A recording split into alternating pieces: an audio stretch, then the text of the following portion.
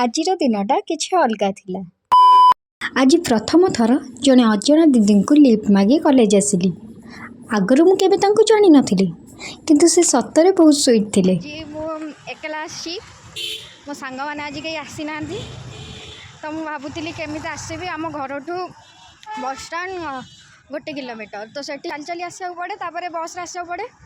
तो मु चल चली आसुली, मु भाबुतिली केमिति आसीबी कौन, तापर लेट भी हेलानी। मु लिफ्ट मु गोटे दीदी को लिफ्ट मागिली, से पटे आसुले, सी भी यही आम कॉलेज पाखापाखि जाऊले, जॉब करती, तो सी भी यहीपटे आसुले। मुझे कहली कि से कहले कॉलेज जाऊँ, मुझे कहले आज्ञा ना मुझे छाड़देवी से कॉलेज पाखापाखि तुम पलैब।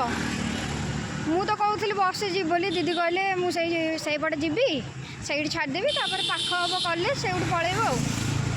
मुझे आराम से कहली हाँ ठीक अच्छे, मुझे भगवान को डाकुली केमी आसबि, किंतु मत सुमित्रा दीदी मिलगले। Thank you so much Sumitra दीदी। एबे तो मोर क्लास टाइम हो गलानी, मुझे जाऊँगी अल्प बाट अच्छी। फाइनाली क्लास रे पहुँची गली।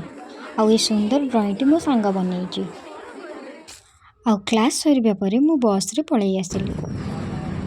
तापरे अल्प बाट चली कि नहीं, भाग्य को ऑटो मिलगला।